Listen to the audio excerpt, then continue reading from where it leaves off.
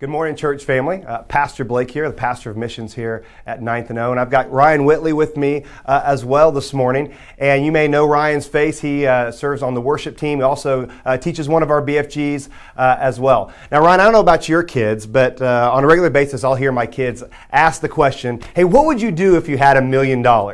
And usually they'll say something like buy a mansion or put a swimming pool in the backyard. Or my favorite is let's put a roller coaster in the backyard as it would fit. $1 million is a lot of money.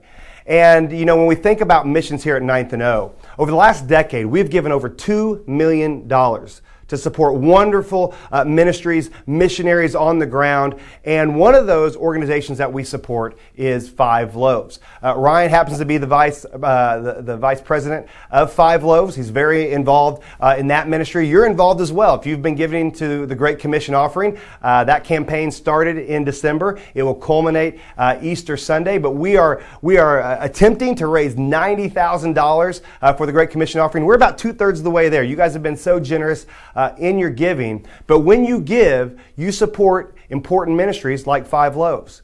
Now, we've been supporting as a church Five Loaves for a number of years now.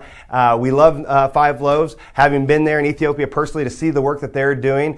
We know that they're doing great ministry, but I want you to hear from Ryan. And Ryan, what is it about Five Loaves that makes you passionate about it? What gets you excited just to be a part of the work that Five Loaves is doing? Yeah, for sure. So Five Loaves, we minister to the children in the Mercado district in Addis Ababa. So you're talking the absolute poorest of the poor, right? Not just in Africa in general, in Ethiopia, but in that city, doesn't get children that are in any more of a dire situation. So when those kids are coming to the Hope Center there, you know, they're getting fed, they're getting help with their education, they're getting help with everything else.